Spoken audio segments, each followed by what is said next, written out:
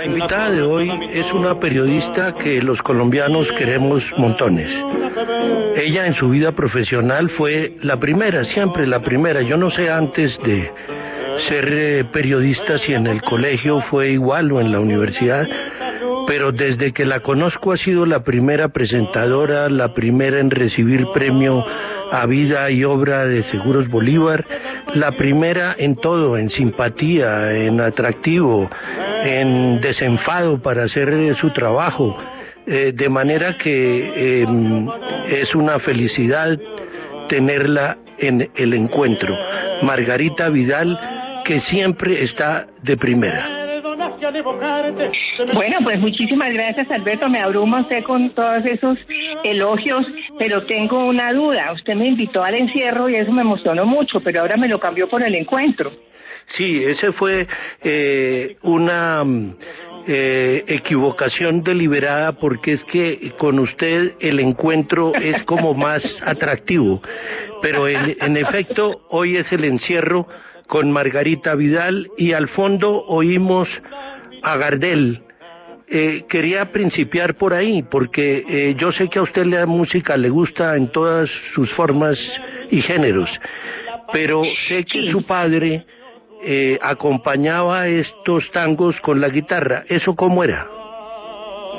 Pues Alberto, sí, me gusta, a mí me gusta toda la música. A lo que le tenía un poco de reticencia era al vallenato, porque me parecía que esos miles de vallenatos que habría que escuchar en el festival, etcétera, etcétera, podían tornarse monótonos, pero un amigo común, Daniel Sanfer Pisano, hizo que me gustara el vallenato, invitándome a hablar de Escalona en una presentación en la fecha. Entonces, a partir de ahí usted entenderá pues que me oí todo lo que pude y acabé sacándole gusto. Y lo de mi padre era muy bohemio, era un hombre muy alegre, que recitaba y que cantaba con una voz absolutamente preciosa, era una voz de tenor, y tenía también la ventaja de acompañarse con la guitarra. Le gustaban mucho los tangos, le gustaban las rancheras, los boleros muy especialmente, y recuerdo una noche en que estaba cantando. Nosotros vivíamos en el barrio Peñón de Cali, que es un barrio muy tradicional, uno de los más antiguos, y cantó Granada. Y al otro día los vecinos pues lo felicitaban cuando salía para el trabajo, porque claro, esa es una canción que exige muchísimo, y él vivía muy orgulloso de su voz. Para mí era un placer escucharlo, y aprendí también mucha poesía a través de su palabra. Por ejemplo, García Lorca, él era muy lorquiano. Recuerdo mucho que mi hermano menor, que tiene una memoria prodigiosa, la mía es una lata, se aprendía los poemas que recitaba mi papá de Lorca y de muchos otros, y se los recitaba el otro día, cosa que lo ponía muy orgulloso. Entonces yo resolví aprenderme varios, y un día declaré con gran pompa que yo también sabía recitar a Lorca. Entonces me paré en la mitad del comedor y empecé a recitar el emprendimiento de Antoñito el Camborio a una velocidad supersónica. Y entonces mi papá levantó los ojos al cielo, me hizo callar y me dijo: así no se recita, ¿sabes? La poesía hay que decirla con el corazón. Y me frustró mi carrera de declamadora. Yo empiezo a declamar, por ejemplo, en alguna reunión de amigos con 2 o 3 whiskies, y llego hasta un momento en que se me aparece la voz de mi papá diciéndome: alto ahí, la poesía se siente, ¿no? Entonces ahí se me frustra todo.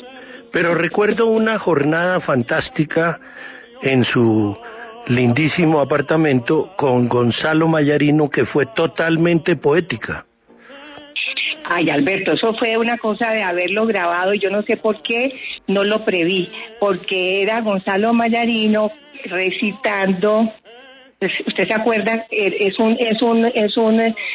un poema muy procaz, muy largo y muy divertido, que recuerdo que lo había pedido el presidente Belisario Betancur, y resulta que yo había hecho todas las gestiones para que ustedes todos fueran, y ese día Betancur nombró a sus recién posesionados, o relativamente recién posesionado, y había nombrado a sus yernos en algunos cargos para evitar, era su intención, pues que se dispersaran haciendo negocios por otro lado y hicieran quedar mal la presidencia, etcétera, cuando pues son y han sido siempre hombres muy honestos. Pero eso levantó una gran cantidad, una variedad de críticas encabezadas por Daniel Samper, entre otras cosas. Entonces ellos no fueron, ni Betancourt ni el ministro de Comunicaciones, y esa velada fue absolutamente maravillosa. Estaban allí, yo le mandé hasta unas fotos, eso sí teníamos. ¿Cómo no? Fotos. La tengo, claro. ¿Te acuerdas? Sí, claro, Sí, recuerdo a Gabo, Abelardo Forero Benavides, estaba Alicia Barayber, la inolvidable y la bella, sí. Estaba Álvaro Castaño Castillo, bueno, había una cantidad de gente, de esas bocetas y Mayarino, Mayarino fantástico. Era un prodigio. Fantástico, con un cigarrillo en la mano, una cosa. Con un cigarrillo en la mano, con una ceniza de 5 centímetros que no se le caía, era una diversión. Y es que acuérdese que Mayarino era un gran recitador, así como su hermano. Mayarino sabía recitar poesía francesa en una forma absolutamente maravillosa, ¿no? Las flores del mal y todas esas cosas que él se sabía de memoria, y que entre otras cosas lo más maravilloso es que él había aprendido solito francés, luego se perfeccionó en la pronunciación y demás, pero él aprendió francés solo. Todo. Y entonces, sigamos en el tiempo. ¿Usted aspiraba a ser periodista? ¿Usted la vio desde muy rápido que su oficio era el periodismo? A ver, yo lo que vi muy rápidamente, usted dejó caer algo de que no sabía en la presentación si yo había sido buena también en el colegio, en la universidad, etcétera. Yo fui muy mala estudiante en el colegio de todo lo concerniente a matemáticas, cálculo, lo demás. Eso a mí no me entra porque yo no tengo pensamiento abstracto, pienso yo. Nunca me interesó, me interesaban las humanidades, la redacción, la geografía, las ciencias, todo eso me apasionaba y escribía muy bien. Tenía muy buena redacción y eso me lo fomentaron mucho en el colegio. Pero no pensaba en periodismo propiamente, yo pensaba en derecho, así como usted pensaba en derecho por la parte humanística, que usted estudió en el Rosario según recuerdo. Sí. Y entonces, pero había que tener clase de las 7 de la madrugada. Entonces dije, no, ni por el pinche, yo soy muy mala para madrugar porque yo toda la vida he sido una gran lectora. Yo me acuesto tardísimo y cuando estaba en esas edades en que todo es una maravilla, yo me acostaba a las 2, 3 de la mañana y al otro día levantarme para irme en el bus del colegio era una tortura china. En eso me parezco también a usted, que dice que le cuesta un trabajo horrible levantarse tan temprano para estar en el noticiero. Entonces, era una, mejor dicho, yo roncaba en las clases, para decir la verdad. Lo que me apasionaba, lo estudiaba con gran fuerza. Pero cuando pasé a la universidad, donde en el colegio no dan un peso por mí, pues saqué el primer puesto y me convertí en una muy buena estudiante, sobre todo muy curiosa, muy creativa.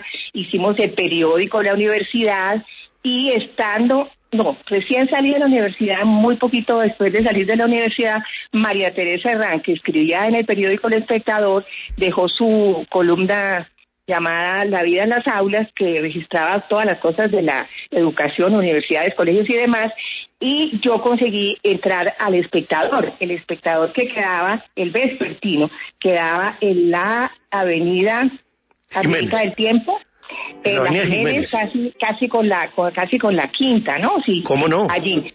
Sí, allí empecé mi carrera periodística, es decir, allí agarré ya mi destino, casi que por, no sé, porque hubo una conjunción de buenos augurios y de posibilidades, y yo me vine para Bogotá, y periodismo se estudiaba a las 2 de la tarde, empezaba de 2 de la tarde hasta las 7 de la noche, de manera que eso fue para mí la perfección absoluta. Ahí estaba mi destino, Alberto.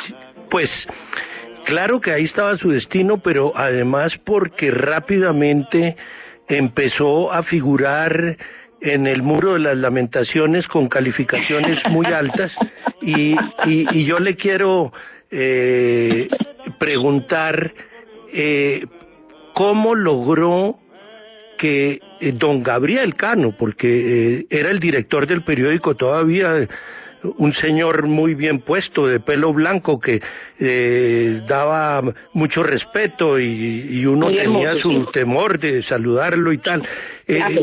Fue el que la consagró. Bueno, la historia es muy bella. En El Espectador había lo que se llamaba el muro de la infamia, no de las lamentaciones, pero sí eran lamentaciones de quienes no quedaban bien calificados, porque don Gabrielito, que no era ya el director, sino su hijo, él calificaba desde que salía el periódico con un bolígrafo rojo cada uno de los artículos, los avisos, las columnas de opinión, la titularidad, las titulaciones, todo eso, y ponía una calificación y un comentario. Entonces, eso lo colgaban a la entrada del periódico en un muro altote que había, y allí íbamos todos a mirar como ovejitas a ver qué calificación nos había dado. Yo nunca salía, hasta que un día salí porque le hice una entrevista a Melanio Murillo, sé que también le gustan los toros, que era un picador colombiano. Lo conocí. Que ayudó. Claro, que ayudó. Lo conocí. A muchos toreros, a muchos paletillas y demás, y lo había cogido un toro en los llanos. Estaba toreando de a pie, que casi nunca lo hacía, y lo cogió un toro y lo tenía en la clínica de Bogotá. Y él era muy gordo, ¿no? Sí, era gordo. O sea que torear de a pie era terrible porque le costaba mucho trabajo caminar, ¿no? Pero entonces estaba muriendo en la clínica y me dijo, el director me dijo, Guillermo Cano, a quien todos adoramos y de quien lamentamos esa muerte tan injusta y tan vil que se le dio en un momento dado. Me dijo, vete para la clínica que Melanio está agonizando. Usted recordará que Guillermo Cano y Hernando Santos eran muy amigos en uno del tiempo, el otro El Espectador, y eran muy taurinos. Entonces me mandó para allá. Yo no sabía mucho de toros en esa época, después me empezaron a gustar, ya después no me gustaron, pero bueno, este es otro cuento. Y entonces lo encontré en el fondo de un cuarto solo, cetrino, demacrado, con los ojos cerrados, pálido, cerúleo, es decir, más bien. Y me dio no sé, me dio un vuelco el corazón de verlo en esa situación, y empecé a preguntarle y me contestaba con una voz muy apagada, ya casi exangüe. Y entonces, en un momento dado, se abrió la puerta detrás de mí y yo vi que él se reanimó, se sentó en la cama, los ojos le brillaron, cambió totalmente en una forma tan impresionante la expresión, y una sonrisa lo iluminó de arriba abajo, como si un rayo de sol hubiera caído desde arriba. ¿Y qué pasó? Había llegado el cordobés que era en ese momento pues el gran torero, y el que llenaba las plazas y que era la locura. Le habían contado que Melanio estaba agonizando y él llegó a saludarlo, y Melanio resucitó y se curó. Eso lo escribí yo, y entonces eso fue la cosa más maravillosa. Don Gabrielito me calificó con 5 aclamado. Ahí ya fue cuando yo tuve realmente mi grado de periodismo. Yo estudié en la Javeriana, pero usted sabe que cuando uno sale, normalmente no sabe ni titular, ¿no? Y entonces, ese era fue mi grado. Sí, esa era la próxima pregunta, porque yo creo que su éxito se lo formó usted sola, con ese origen que nos ha recordado de su padre, con una guitarra y recitando a García Lorca, y no tanto de la universidad, porque yo soy pues muy escéptico de el estudio de estas actividades en los que la gente tiene que tener un dote y una inspiración, pero entonces usted de ahí salta al tiempo y salta al estrellato total, pero quiero que oigamos mientras tanto un ratico del tango para que podamos atender nuestros compromisos comerciales. Barrio,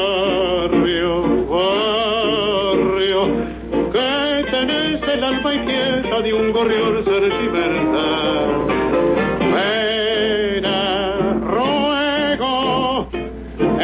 Todo el barrio panejo, melodía de arrabal. Yo le estoy ayudando a mis vecinos adultos mayores a comprar su mercado. Yo soy músico y desde mi casa estoy haciendo serenatas online. Yo hago las mejores tortas de chocolate y mi nieta las está vendiendo por internet. Si hay algo que sabemos hacer bien como colombianos, es superar lo imposible. Y cada segundo aparece una nueva prueba de ello. Trabajemos unidos. En Colombia nos necesita .grupobancolombia.com, porque antes de ser banco, somos Colombia. Colombia nos necesita a todos. Bancolombia. Vigilado Superintendencia Financiera de Colombia. que al evocarte se me pierda un lagrimón. Bueno, yo me queda la duda de que la resurrección de Melanio haya sido por cuenta del cordobés, que sí era el mejor torero del mundo y por supuesto lo debió entusiasmar, pero yo creo que el que lo resucitó fue usted, porque su estilo y su atractivo era demasiado grande. Por eso, como este programa no tiene suficiente espacio y usted maneja los tiempos de los medios, me toca saltarme lo del tiempo y lo de Caracol para entrar en la televisión, donde fue claro, que usted se convirtió en un personaje que los colombianos queremos muchísimo, admiramos muchísimo y nos hace falta todo el tiempo. ¿Cómo fue la televisión donde realmente usted, como el cordobés, se volvió la mejor? Pues mire, mil gracias nuevamente, y yo le quiero contar que yo no creo en las casualidades ni en el azar. Yo creo que uno tiene como unas destinaciones de allá arriba, y su vida va transcurriendo de acuerdo con eso, porque es muy raro que yo haya llegado a la Universidad Javeriana a estudiar periodismo, que al mismo tiempo una niña nacida en Medellín llamada Juanita Hernández estuviera sentada al lado mío, que hubiéramos congeniado, éramos muy diferentes, ella tenía un carácter muy opuesto al mío y sin embargo nos volvimos íntimas, y ella se casó con Alberto Peñaranda, a quien amo con todo mi corazón todavía como si estuviera vivo, que era el dueño de Ponche Televisión. Usted recordará que era pues la trilogía de Ponche, RT y Caracol los que manejaban la televisión en aquella época. Y me volví muy amiga de ellos, y ya casada en el año 70, Alberto un día me dijo: tú tienes que hacer un programa de televisión en el que hagas entrevistas políticas, y alrededor de eso pues haya comentarios de cine, que haya comentarios culturales, que le llegues a las mujeres con cosas interesantes, y va a ser diario de media hora. Yo me quedé muda porque en la vida se me había ocurrido. Yo he sido una persona tímida, aunque cuando no parezca, los tímidos hacemos tan grandes esfuerzos por superar la timidez que luego nos convertimos en arrolladores, es la verdad. Entonces yo empecé a hacer ese programa que tuvo un gran éxito, era a las 4:30 de la tarde, volábamos allá con Roberto Reyes, con Silvia Gómez, que hablaba de, yo no sé si usted se acuerda de Silvia Gómez, la gordita que salía sí, con una boa gigantesca para hablar. Por supuesto que la recuerdo. Tan divina, sí, la quería Roberto, muchísimo, y teníamos varias. Y a Roberto también. Claro, colaboradores, y eso se volvió un éxito increíble. Claro que estoy hablando del año 71. Hoy en día, pues no sé qué efectividad o qué éxitos podría tener un programa de esos, no creo yo, porque ese era el primero que se hacía en la televisión como hará de tantos años. Pero se convirtió en un gran éxito y pasó a las 7 de la noche. Entonces, como estaba casada en esa época con Paisa, los paisas usted sabe que son emprendedores, y entonces 2 años después dijo: pero con este éxito tuyo, ¿por qué tenemos que depender de alguien? ¿Por qué no nos licitemos? Porque antes el gobierno daba espacios en televisión a distintas personas, no solamente a las grandes programadoras, sino a distintas personas, y nos dieron 4 horas de programación, y allí arrancó mi programa. Ya era solo de entrevistas de 1 hora, y me dediqué a hacer las entrevistas humanas, es decir, en esa época, Alberto, maravillosa, había políticos que realmente merecían ese título, porque eran hombres que llegaban a ser ministros o llegaban al Congreso de la República o a liderar los distintos partidos después de grandes carreras en las cuales habían ocupado distintos cargos, eran intelectuales, era gente que sabía de todo, era gente maravillosa. Le pongo 2 ejemplos: Abelardo Forero Benavides, Carlos Lleras Restrepo, Darío Chandía, ¿no? Lozano Simonelli, de Darío Chandía, maravillas de personajes a los que era una dicha, una delicia entrevistar. Entonces se hacía una cosa muy pequeña de política, y yo me adentraba en la parte humana y siempre lo sorprendía con todo lo que averiguaba, porque hablaba con amigos, con contradictores, se investigaba. En esa época no había internet, entonces era un trabajo de investigación el macho con la misma persona que hoy me acompaña, que es Annalisa Lanchero, es una maravilla, que es productora e investigadora.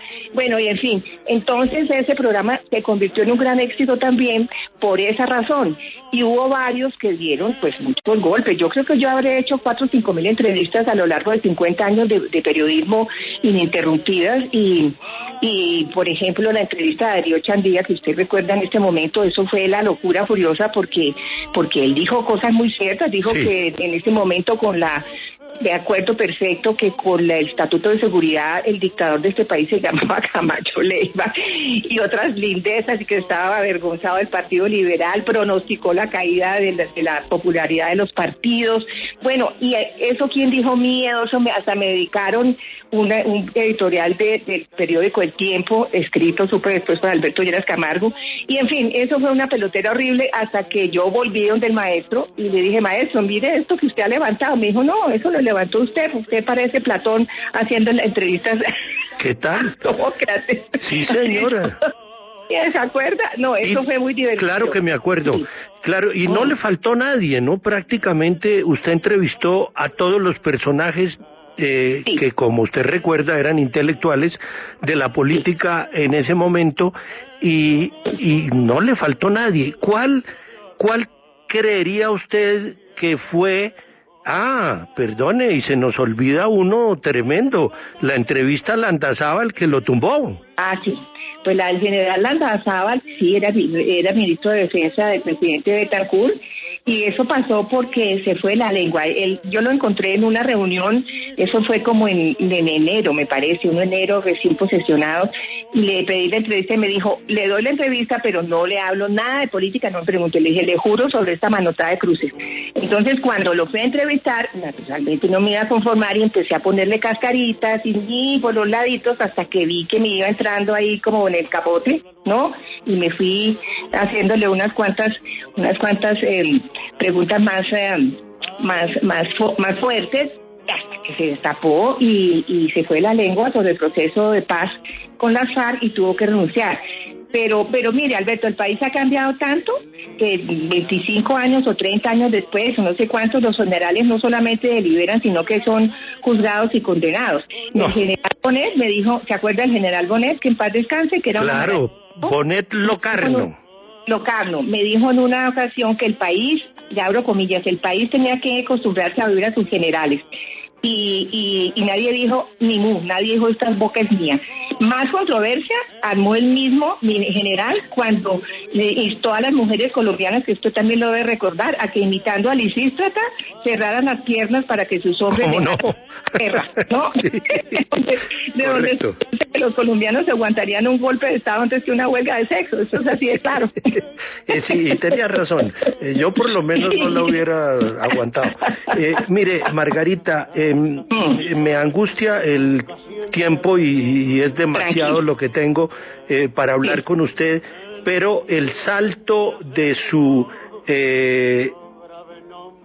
sus entrevistas en la televisión a las que nos estamos refiriendo, con los personajes más importantes y más atractivos intelectualmente, pasamos a su programa de palabra mayor con los escritores y pensadores ya también de orden internacional, con pues nadie menos que Octavio Paz, por ejemplo.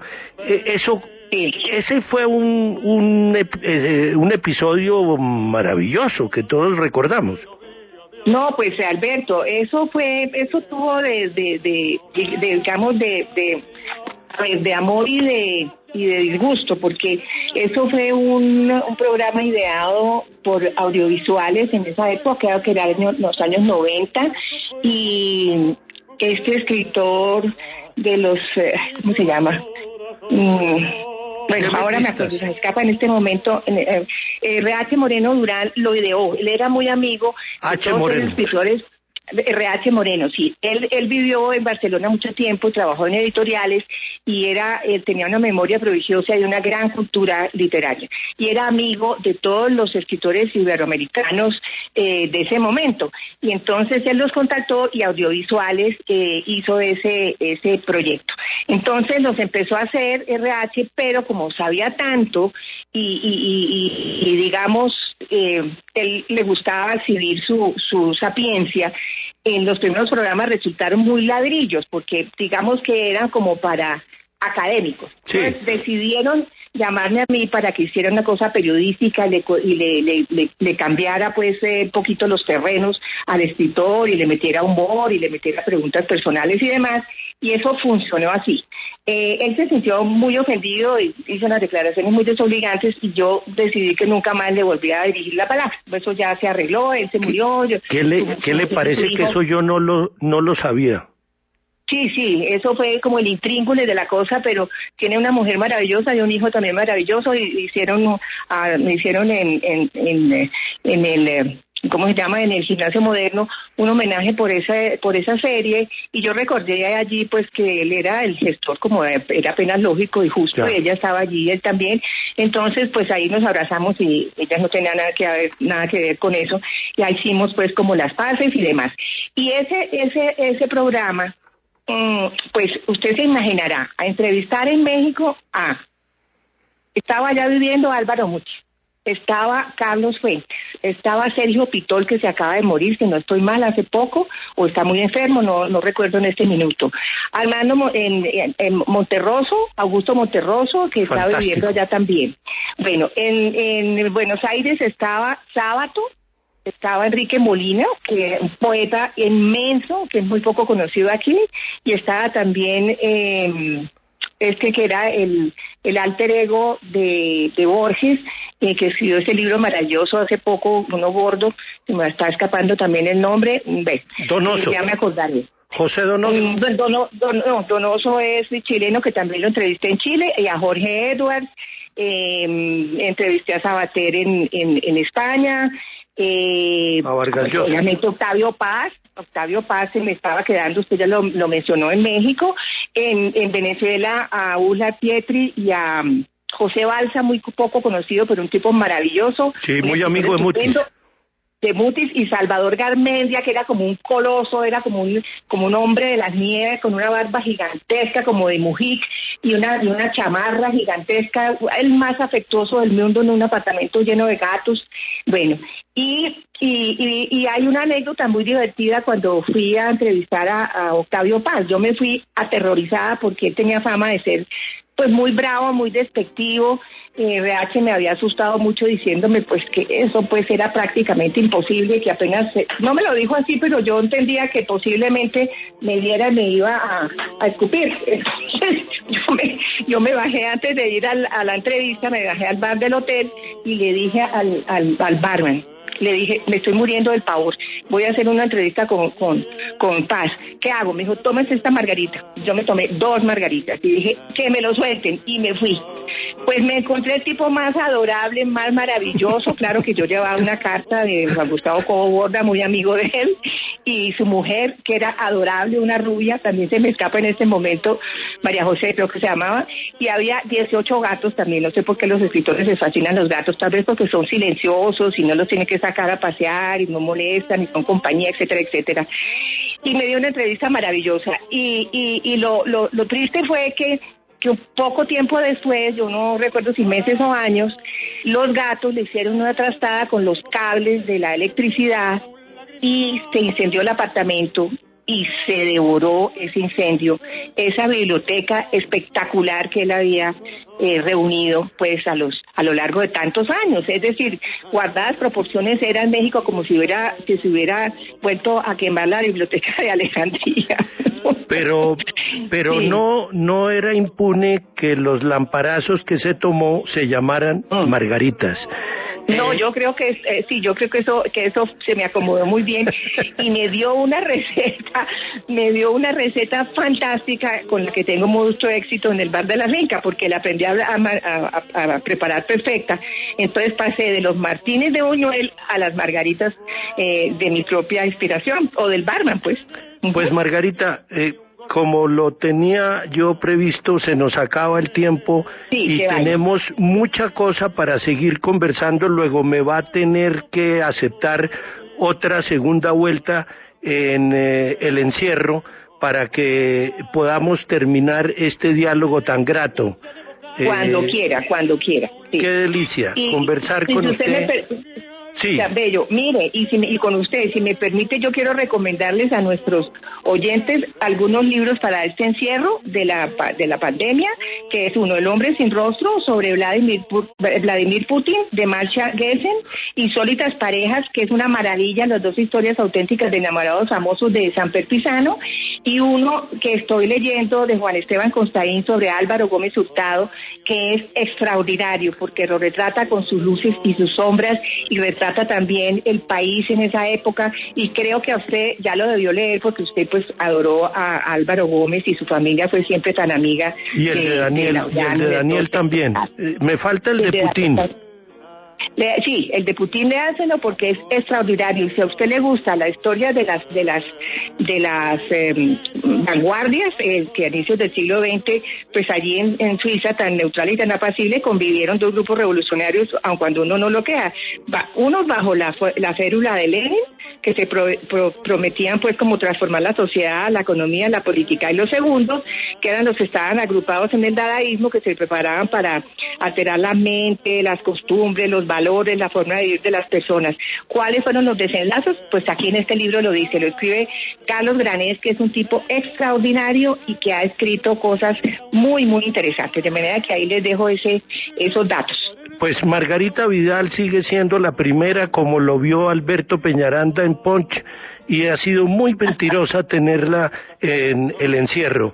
Nos volveremos en una segunda vuelta con Margarita Vidal y mañana otro invitado de interés nacional en el encierro.